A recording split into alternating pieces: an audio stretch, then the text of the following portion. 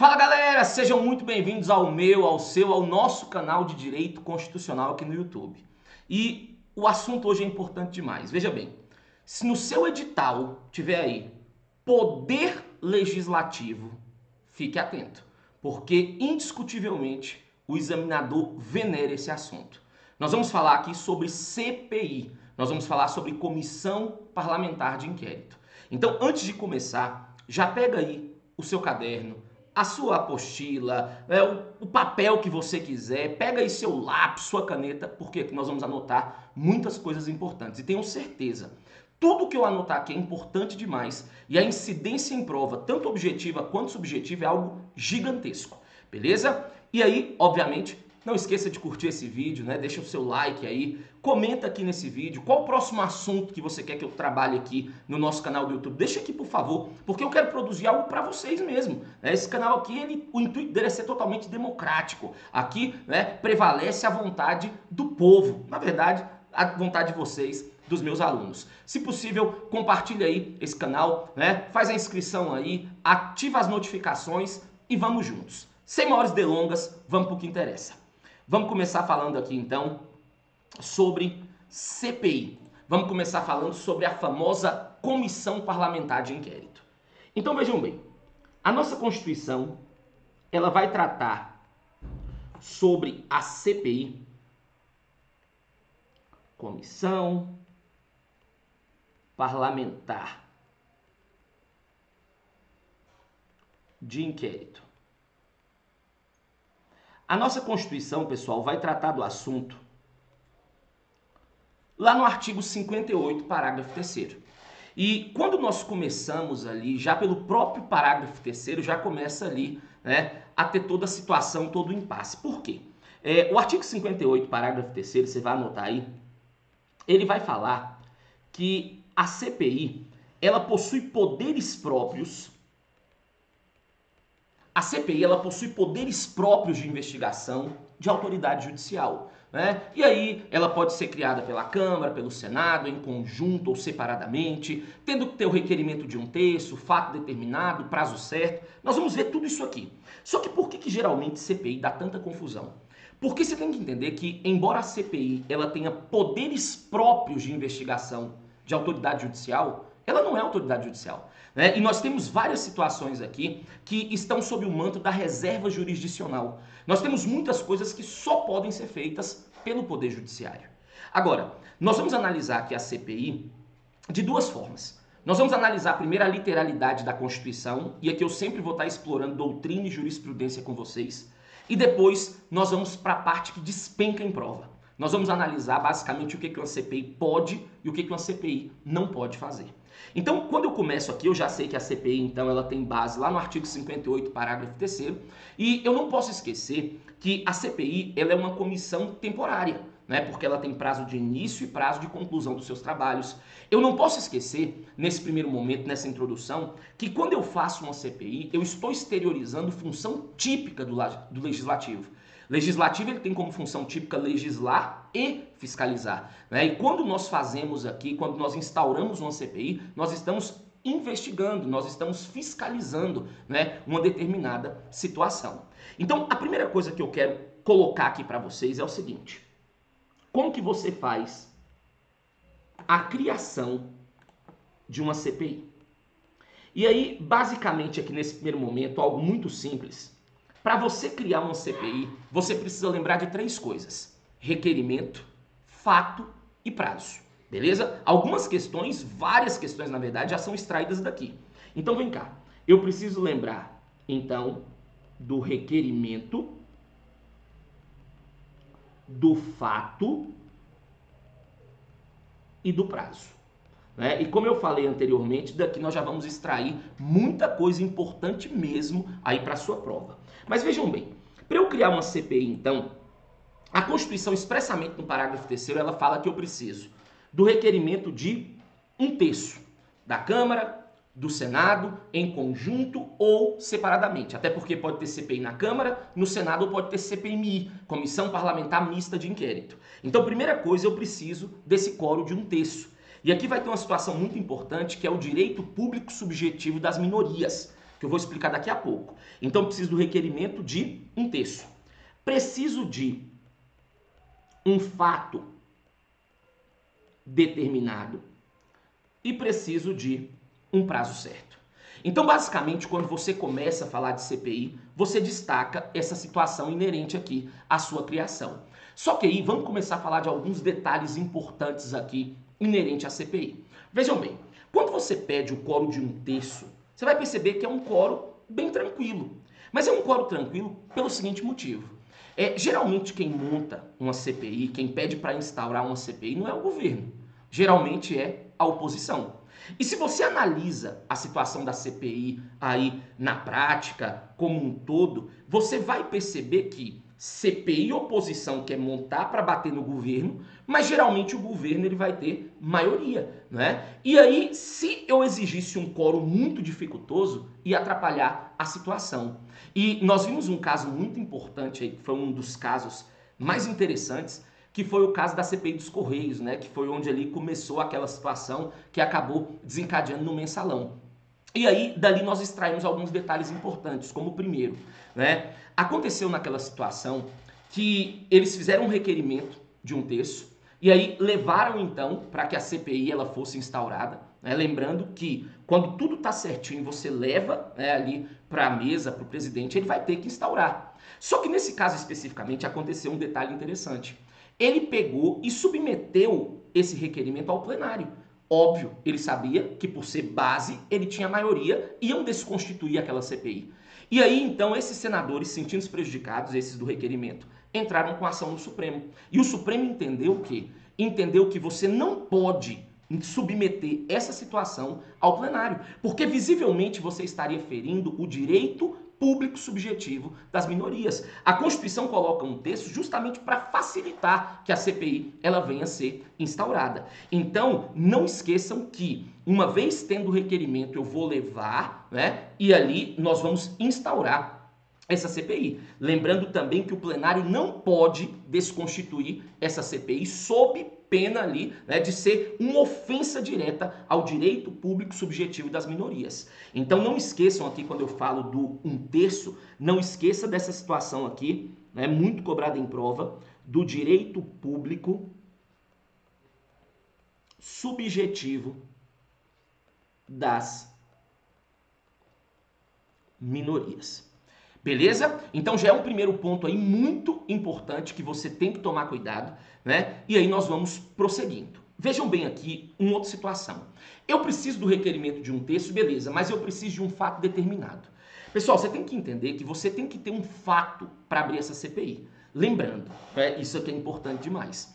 Quando eu falo fato determinado, não pode ser um fato ali, né, totalmente pessoal, da vida privada do indivíduo. Não. Você precisa ter um fato que tenha relevância pública, né, que tenha relevância para a ordem constitucional, legal, econômica do país. Então, eu preciso de um fato que tenha relevância pública para abrir a CPI. E mais, quando eu falo que eu preciso de um fato determinado, eu não posso esquecer de jeito nenhum que o fato aqui determinado não vai impedir que outros fatos conexos venham ser colocados aqui na situação, beleza? Então tenho que ter um fato determinado, ok, mas aqui pode aparecer, né, alguns fatos conexos depois, para que com isso eu possa ampliar o objeto ali de fiscalização, de investigação daquela CPI, ok? Agora, último detalhe aqui.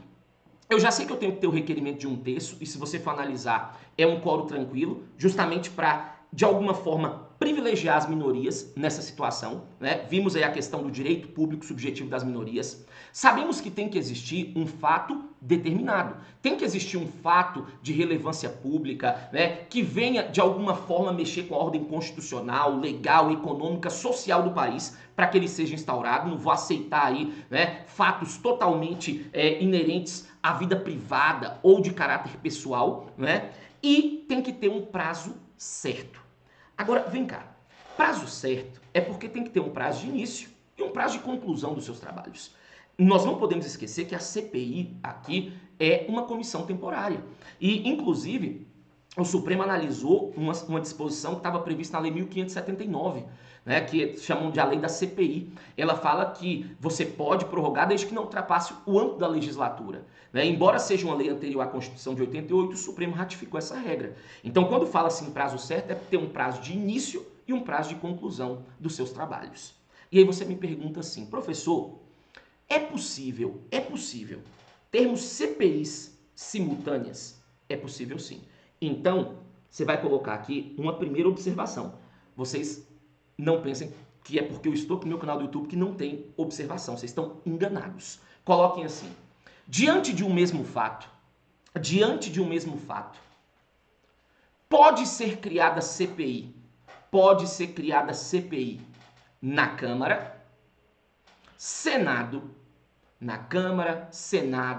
Congresso Nacional, conduzida pelo Judiciário, ou até CPI em outros entes federativos,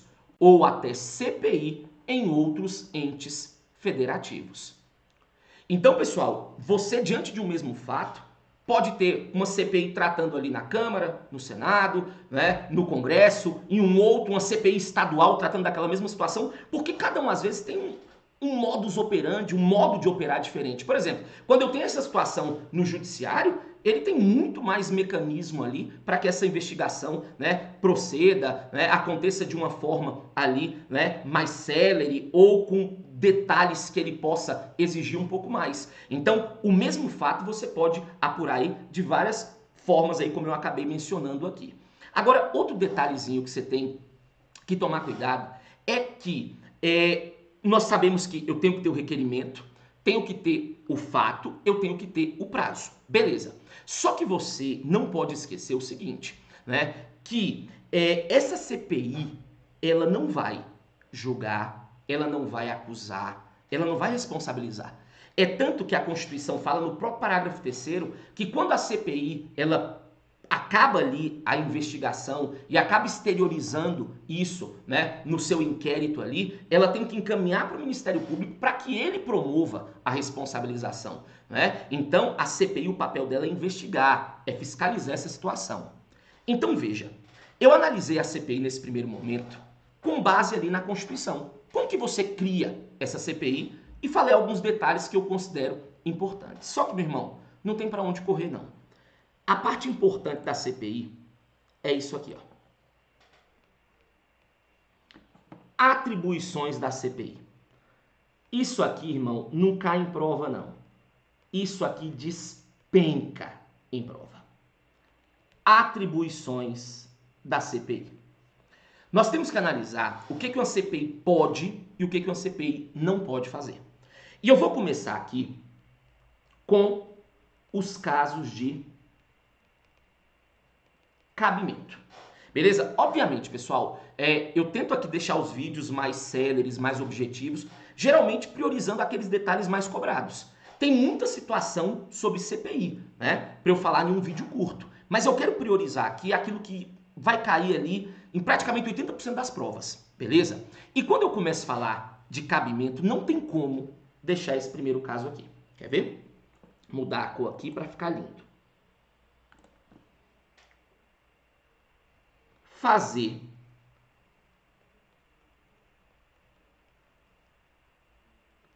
quebra de dados.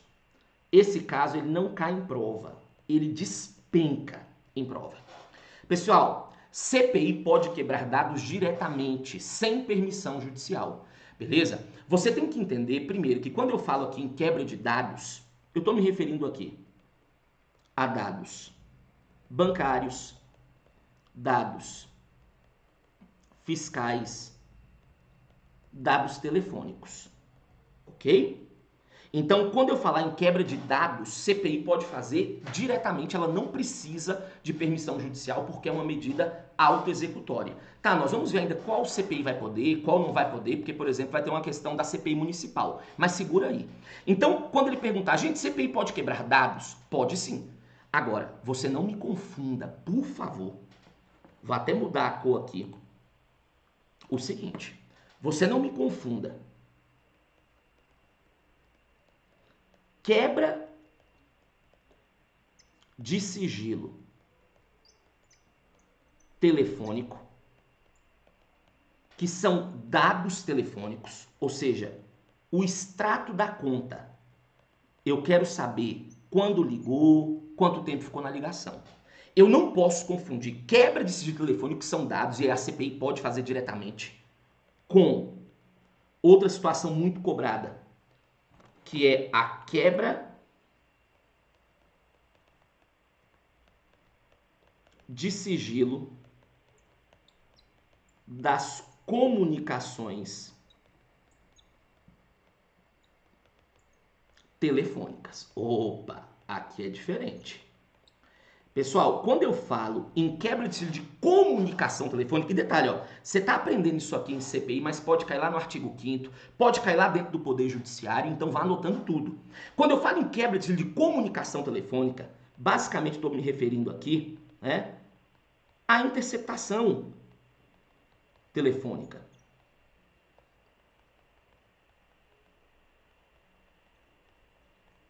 Né? Ou seja, a comunicação é a escuta, o grampo, a interceptação. Só que essa aqui é uma matéria sobre reserva jurisdicional. Lembra que eu falei que CPI tem poderes próprios de investigação de autoridade judicial? É isso que a Constituição fala, mas ela não é autoridade judicial. Então nós temos matérias que entram nessa reserva jurisdicional. Quer ver? Quando você pega o artigo 5º, inciso 12, ele fala o quê?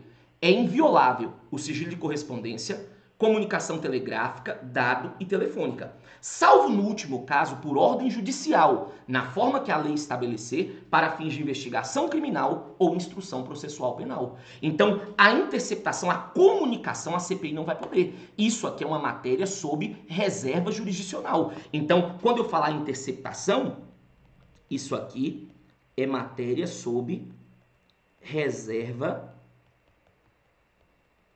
jurisdicional.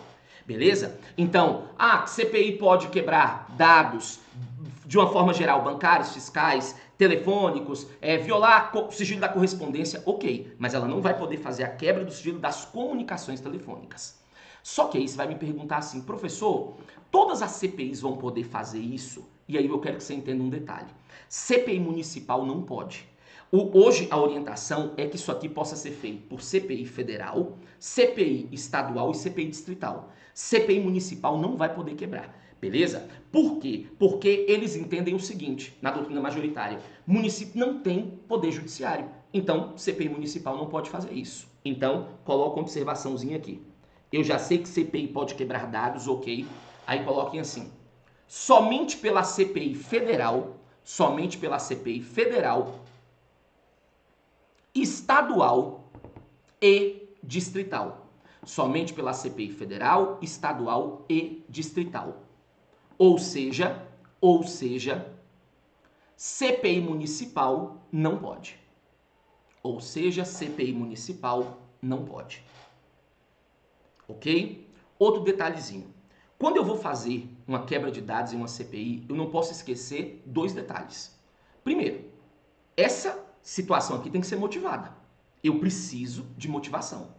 E segundo, eu tenho que respeitar o princípio da colegialidade. Eu não posso permitir que isso aqui seja feito por um membro da comissão, pelo presidente daquela comissão, não. Tem que ser feito pela maioria. Eu tenho que respeitar essa situação. Então, quando eu for fazer uma quebra de dados, eu vou ter que observar o quê? Eu vou ter que observar aqui, então, que essa situação na CPI, ela precisa ser motivada e eu preciso respeitar aqui o princípio da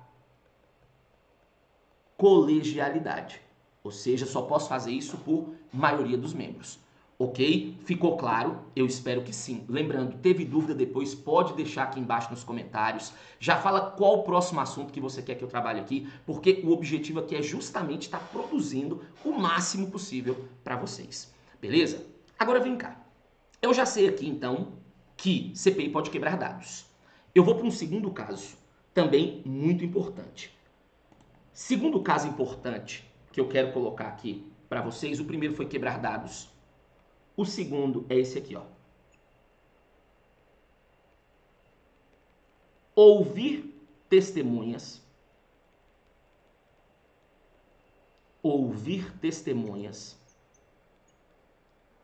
sob pena de condução coercitiva. Ouvir testemunhas sob pena de condução coercitiva. Aí aqui você não pode esquecer o seguinte: existe uma diferença da CPI ouvir testemunha e ouvir indiciado e investigado. São totalmente situações diferentes. Eu estou falando de testemunha por enquanto. Daqui a pouco eu falo do indiciado, do investigado. Beleza? Primeira coisa que você tem que entender, né? Quando eu vou como testemunha, né? Uma vez não comparecendo, uma vez eu sendo convocado como testemunha não comparecendo, eu posso ser conduzido de forma coercitiva. Beleza?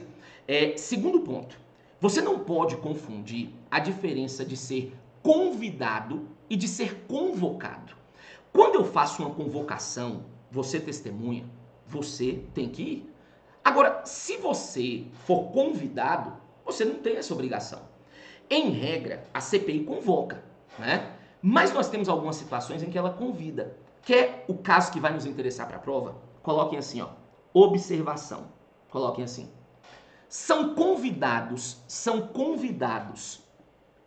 para uma CPI. São convidados para uma CPI os membros do judiciário. Os membros do judiciário no exercício de função típica. Os membros do judiciário no exercício de função típica e os chefes do executivo. E os chefes do executivo. Coloca entre parênteses aí, presidente e governadores. Presidente e governadores. Vem cá. Você tem que entender que esses caras aqui, eles são convidados, beleza? Membros do judiciário. Juiz, desembargador, ministro. Ah, porque ele está julgando uma determinada situação e eu quero saber. Eu vou convidar. Se ele quiser comparecer, ele vai. Ah, mas eu não concordei com a decisão do juiz. Meu irmão, aí você entra com recurso no judiciário. Não vai ser CPI que vai resolver isso, não. E o chefe do executivo aqui, presidente e governador. Inclusive a questão do governador nós vimos agora aí no caso da CPI da Covid, né? Que queriam convocar os governadores, o Supremo falou que isso seria uma afronta à independência entre os poderes. Beleza? Eu vou convidar. Se ele quiser ir, ele vai. Beleza? Mas convocar eu não posso, porque uma vez convocado, se você não for, você pode ser conduzido aí de forma coercitiva nessa situação aqui. Beleza? Tranquilo? Agora, cuidado. Eu falei membro do judiciário e o chefe do executivo aqui, e citei presidente e governador. Agora, cuidado se ele falar, gente, os membros do executivo são convidados. Não. Membro não, eu falei chefe. Exemplo clássico previsto na própria Constituição, ministro de Estado. Ministro de Estado é um membro do Executivo e ele é convocado. Quem fala isso é o próprio artigo 50 da Constituição. Então, coloca uma segunda observaçãozinha aqui, por favor. Coloquem assim. Um ministro de Estado, entre parênteses, membro do Executivo, fechem parênteses, é convocado para uma CPI. É convocado para uma CPI. Beleza? Tranquilo? Então ali você tem uma convocação. Agora vem cá. Ainda como testemunha, né, eu sou obrigado a comparecer então, mas eu tenho o meu direito de permanecer calado. Né? Isso aí é um direito assegurado pela própria Constituição. Bem como eu tenho o direito também de me comunicar com o advogado durante a inquirição. Beleza? Agora, eu vou chegar na condição do indiciado ou investigado. Aí a coisa vai ficar interessante. Então, ó, eu vou ouvir testemunhas na CPI, eu tenho esse poder sob pena de condução coercitiva. Beleza? E aí eu sei aqui, né, quem é convidado, quem é convocado em regra, basicamente. Sei que, embora eu possa ser conduzido de forma coercitiva, eu tenho o direito de ficar calado, eu tenho o direito de me comunicar com o advogado durante a inquirição. Agora, quando eu falo de ouvir indiciados ou investigados, aí a situaçãozinha é um pouquinho diferente. Primeiro, né, quando o cara ele é indiciado ou investigado, ele também vai ter o direito de silêncio, ele vai ter o direito de se comunicar com o advogado e o direito de não prestar com a verdade, né? Aquele princípio da não autoincriminação. Ninguém é obrigado a produzir provas contra si mesmo. né? E aí aquela pessoa, e é uma garantia não só para a CPI, aquela pessoa presa, investigada, ela tem o direito de não produzir provas contra si mesma, seja na CPI, seja interrogatório policial, seja interrogatório judicial, beleza? Então existe a diferençazinha aqui de ouvir testemunha e ouvir indiciado ou investigado. Para esse aqui aumenta um pouquinho algumas situações aí, né? Vamos dizer, algumas prerrogativas processuais para esse cara. E um último detalhe que eu quero aqui, mais a desencargo de consciência, é porque de vez em quando ele vai perguntar assim, gente, CPI pode prender? Pessoal, qualquer um pode prender. O Código de Processo Penal fala que qualquer do povo pode prender, desde que em flagrante. Então, CPI pode efetuar a prisão? Pode. Ela pode efetuar prisão em flagrante. O que a CPI não pode, porque entra dentro da questão da reserva jurisdicional de novo, é expedir um mandado de prisão, né? Uma prisão preventiva, uma cautelar, aí não. Agora, você já viu gente saindo preso de CPI, né? E por quê? Porque às vezes o cara lá tá lá como testemunha e aí ele começa a mentir. Vai ser preso por falso testemunho, né? Vai sair preso de lá. Então, CPI pode prender de uma forma genérica? Pode, mas aí tem que ter o flagrante nessa situação, até porque qualquer do povo pode prender aí em flagrante, como eu já mencionei para vocês. Agora vejam bem, nós analisamos aqui alguns detalhes que a CPI pode fazer, né? Agora eu quero analisar algumas situações que a CPI não pode. Lembrando que tudo que a CPI aqui for fazer dessas situações tem que estar motivado, tem que respeitar o princípio da colegialidade. Agora, o que geralmente ganha atenção e ganha muito destaque em prova são os casos de descabimento. Então, ó, eu falei aqui, só para conferir, dos casos de cabimento. Eu vou para o segundo caso agora, né? Eu vou agora para algumas situações de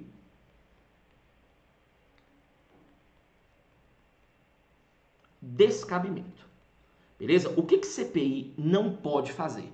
Claro, eu vou destacar aqueles detalhes mais importantes. Estou ali olhando o tempo justamente para não pegar muito do seu tempo, mas entenda, tudo que eu estou falando aqui é muito importante para a prova. Beleza? Primeira situação de descabimento que eu quero colocar para vocês, já mencionei ela anteriormente, mas volto a repetir aqui devido à incidência. CPI não pode fazer quebra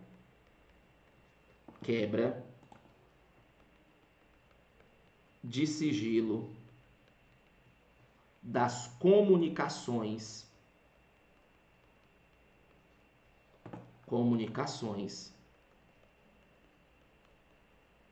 telefônicas, né? Ou seja, não pode fazer a escuta, o grampo, a interceptação, porque aí a própria Constituição ela vai condicionar. Ela fala que só pode ser feito por ordem judicial, na forma que a lei estabelecer para fins de investigação criminal ou instrução processual penal. Beleza? Então, quebra de sigilo de comunicação não pode. Posso fazer quebra de sigilo telefônico, dados. Quebra de sigilo de comunicação telefônica, não posso. Outro detalhe que você tem que entender é que CPI não tem aquele poder geral de cautela, né? Então, justamente por isso, CPI não pode expedir mandado de prisão, não pode expedir mandado de busca e apreensão em domicílio. Segura aí porque nós vamos ver uma situaçãozinha importante daqui a pouco. CPI não pode fazer penhora, declarar bens,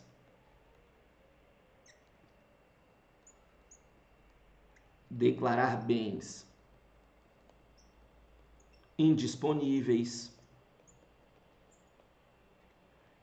proibir que pessoas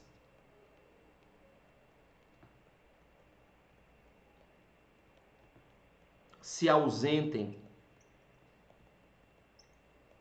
do território nacional, proibir que pessoas se ausentem do território nacional, né? Pegando o passaporte, tirando a CNH, porque ela não tem esse poder geral de cautela. Então, tudo isso aqui, basicamente, tem que ser feito o quê? Isso aqui é matéria sob reserva jurisdicional. São exemplos aí cobrados com uma frequência boa em prova, por isso estou destacando aqui. Só que agora eu falei o seguinte para vocês, eu falei que CPI, ela não pode né, ordenar busca e apreensão de bens, objetos, computadores, né, em domicílio, né? Em domicílio. Agora, ela pode, desde que não seja um local que se enquadre na condição de domicílio. Por exemplo, uma repartição pública. Né? Então, muito cuidado com isso aí, uma situaçãozinha muito cobrada em prova. Né? Muito cobrada porque é fruto de jurisprudência do Supremo. Então, mais uma vez, eu reitero. Se ele falar, gente, CPI pode expedir um mandado de busca e apreensão em domicílio? Não, não pode. Agora, em locais que não venha ter essa semelhança com o domicílio, né, a CPI vai poder, o próprio Supremo já falou sobre isso. Outro caso também que eu já vi aqui em prova, e eu acho interessante porque gera uma confusão. Sustar atos do Executivo, sustar atos do Executivo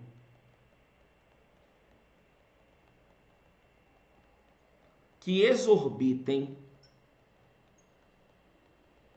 o poder de regulamentar. Professor, isso aí também é matéria sobre reserva jurisdicional? Não. Isso aqui é feito pelo Congresso Nacional. Só que entenda, não pode ser aqui uma CPI do Congresso. Tem que ser feito pelo Congresso Nacional. Beleza? Então, ó, eu já sei que CPI não quebra sigilo de comunicação telefônica, interceptação, grampo. Eu já sei que a CPI ela não pode determinar busca e apreensão em domicílio. Eu já sei que CPI ela não pode sustar atos do Executivo que exorbitem o poder de regulamentar. Não pode expedir mandado de prisão. Não pode, por não ter esse poder aí geral de cautela, proibir que alguém se ausente do território, né, fazer sequestro, arresto, penhora, beleza? Já sei também que CPI não pode, por exemplo, convocar um presidente ou um governador. Então, nós temos aqui algumas situações que CPI pode e que CPI não pode fazer. Então, vamos lá. Falei um pouco da criação, requerimento, fato, prazo, listei alguns detalhes importantes. Falei do cabimento, falei do descabimento, né? Já falamos aqui, com base no cabimento e no descabimento, vários detalhezinhos importantes. Agora, tem algumas situaçõezinhas aí que você ainda precisa, né, destacar. Já falei, mas quero colocar. Bota aí uma observaçãozinha. Por falta de observação, no meu canal você não perde questão. Bora, coloquem assim. CPI não pode impor penalidades. CPI não pode impor penalidades ou condenações. CPI não pode impor penalidades ou condenações. Já falamos sobre isso, né? Já falamos que uma vez a CPI concluindo ali sua investigação, sua fiscalização, ela tem que caminhar para o órgão competente para que ele, achando conveniente, promova a responsabilização. Beleza? Outro detalhezinho que é importante demais. Coloquem assim. E ó, tô falando de legislativo, mas aqui se acerta a questão do judiciário, se acerta a questão de direito individual. Outro caso é esse aqui, quer ver? Coloquem assim. É competência originária do STF.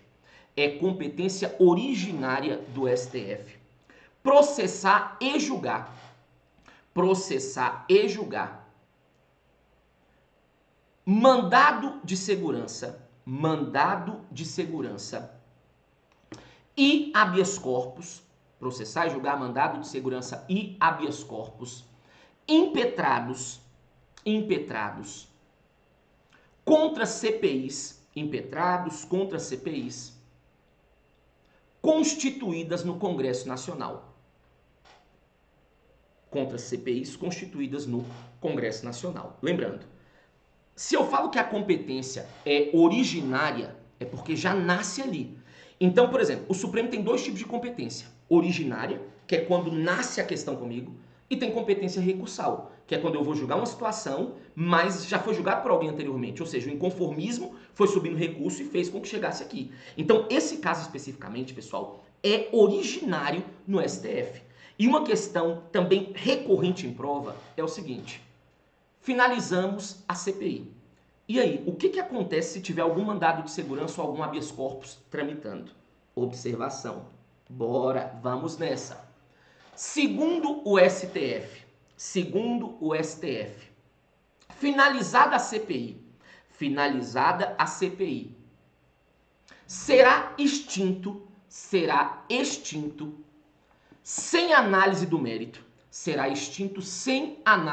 do mérito, será extinto sem análise do mérito o habeas corpus ou mandado de segurança, impetrado contra a comissão. Beleza? Outro detalhezinho, já falei, mas volto a repetir. Quando a CPI, então, ela conclui ali a sua investigação, sua fiscalização, ela encaminha para o órgão competente, para que ele promova, então, a responsabilização civil e penal, né, ali dos indivíduos, né, conforme está no próprio parágrafo 3º, né, lá do artigo 5º. Beleza? Uma vez que ela não pune, uma vez que ela não condena. Agora, olha o que aconteceu de interessante nessa situação toda aqui. Aconteceu que tinha uma lei que falava que, no caso da CPI, né, a investigação que ela fez e mandou para o Ministério Público teria que ter uma certa precedência diante de demais situações. Isso aí acabou sendo questionado no Supremo, mas o Supremo entendeu que era constitucional. Beleza? Então, uma situaçãozinha muito interessante mesmo, o Supremo entendeu pela validade da norma. Agora, dessa forma aqui, então, nós conversamos um pouquinho sobre CPI. Teria vários detalhes aí que eu poderia falar sim, mas eu tento não estender muito. Temos aí 36 minutos de vídeo, né? Não foi um vídeo tão extenso assim, mas eu te garanto, as informações que eu coloquei nesse vídeo aqui são preciosas demais se no seu edital tiver poder legislativo. Porque se tem poder legislativo, ele venera essa parte de CPI. E aqui eu particularmente eu acho que fechei quase tudo, né, que acaba sendo cobrado. Claro, tem uns 15% aí ainda de uma outra situação aqui que eu não quis delongar muito, mas eu te garanto que a maioria das questões, elas são extraídas daqui. Beleza? Gostou do vídeo? Curte aí, né? Deixa o seu comentário, faz inscrição aqui no canal, por favor, né? E tenho certeza que o meu objetivo aqui sempre foi e sempre será a sua aprovação. E mais, não esqueça de deixar aqui no comentário qual o próximo assunto você quer que eu trabalhe aqui no canal. Dessa forma mais objetiva, às vezes em questão ou só teoria, vocês mandam aqui. E no dia 5/4, né? Hoje dia 3 aí, no dia 5/4, às 19 horas eu vou fazer uma live aqui sobre o concurso do TSE unificado. Um dos maiores concursos aí de 2023, quero falar muita coisa sobre ele, falar sobre direito eleitoral, constitucional, e eu espero vocês. Muito obrigado, como sempre aí, e vamos juntos rumo à aprovação. Um grande abraço.